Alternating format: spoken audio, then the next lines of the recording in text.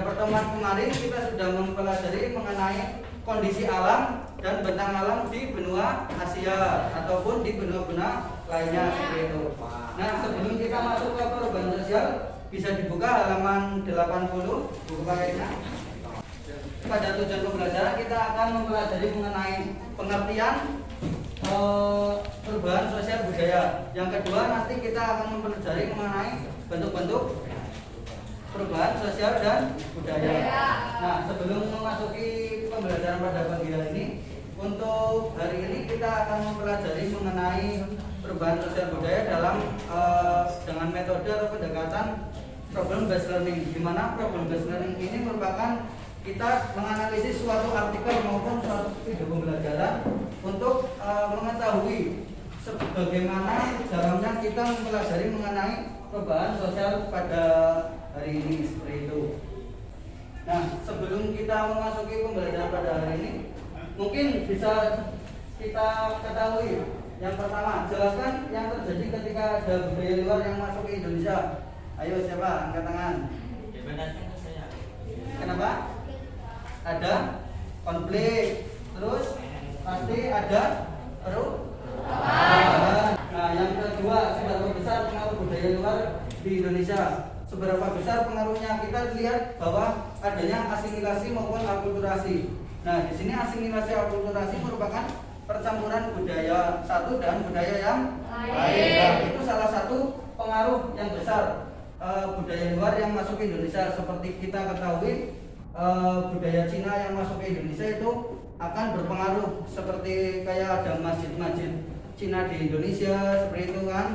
Nah, terus ada budaya Hindu Buddha yang masuk ke Indonesia dan bercampur, seperti halnya masjid-masjid di Demak, Masjid Agung Demak itu merupakan percampuran budaya antara Hindu dan Islam seperti itu.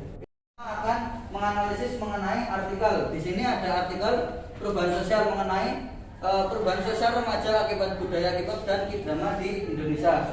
Nah, sebelumnya bisa dibaca terlebih dahulu artikelnya. Setelah kita membaca artikel tadi, mari kita berdiskusi nanti untuk pembentukan kelompoknya itu depan belakang saja biar mempercepat ya. Silakan, ini kelompok 1, 2, 3, 4, 5, 6, 7, 8 seperti itu.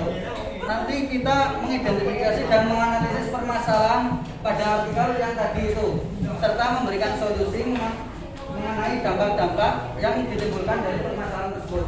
Nah, jadi nanti ada 3 poin. Yang pertama, menganalisis dan mengidentifikasi permasalahannya. Yang kedua, nanti ada dampak-dampaknya. Yang ketiga, nanti ada solusi dari dampak-dampak yang ditimbulkan dari perubahan sosial tadi akibat K-pop dan K-drama.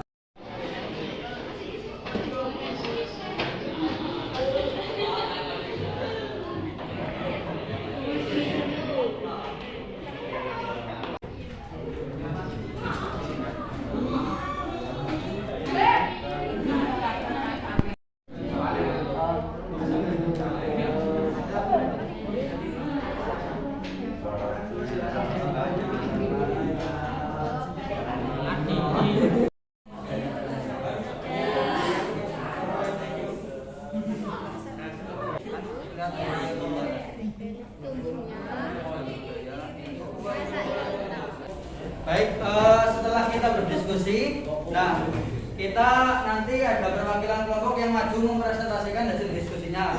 Silakan kelompok berapa? 1. Ya, silakan kelompok 1 bisa maju ke depan.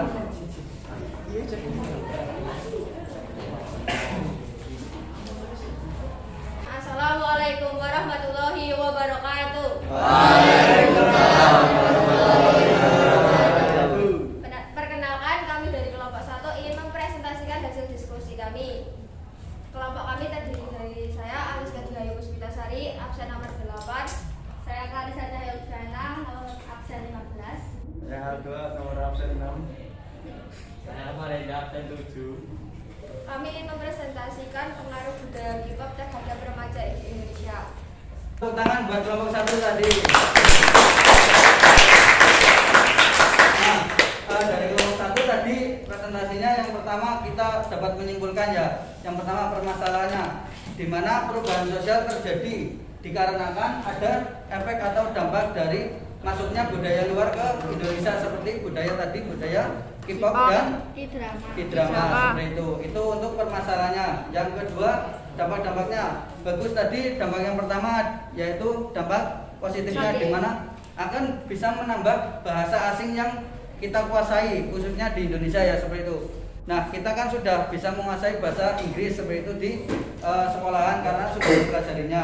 Sedangkan untuk bahasa Korea kita dapat ambil dari drama-drama Korea yang ada di Indonesia yang tersebar di Indonesia seperti itu. Itu dampak positifnya.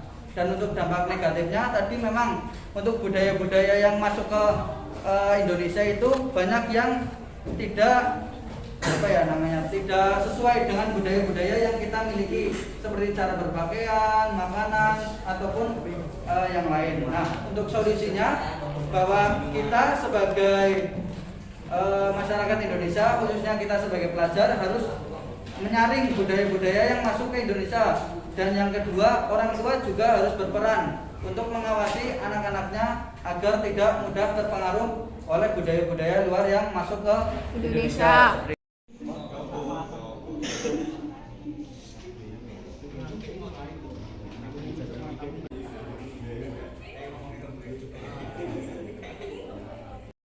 Nah, untuk kesimpulan pada pembelajaran pagi hari ini, kita harus rajin-rajin atau harus menyaring budaya-budaya luar yang masuk ke Indonesia, khususnya seperti itu.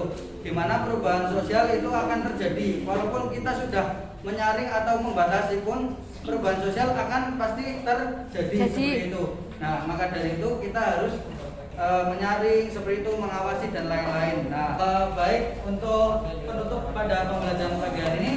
Yang pertama kita akan menyimpulkan pembelajaran pada pagi hari ini. Yang pertama mengenai perubahan sosial dan budaya, di mana perubahan sosial dan budaya tidak bisa kita batasi secara besar atau secara menyeluruh, di mana perubahan sosial dan budaya pasti akan terjadi karena sifatnya yang dinamis. Sekecil apapun itu pasti akan terjadi. Nah, tugas kita sebagai pelajar dan generasi muda hanya bisa membatasi dan mengurangi masuknya budaya luar ke Indonesia agar tidak terjadi perubahan sosial secara besar-besaran, baik itu secara makanan, pakaian dan lain sebagainya seperti itu. Nah, sebelumnya dari saya meminta maaf apabila pada pembelajaran pada pagi hari ini banyak kesalahan. Sebelumnya tepuk tangan buat kita semua. Dari saya cukup sekian. Wassalamualaikum warahmatullahi wabarakatuh. Waalaikumsalam warahmatullahi wabarakatuh.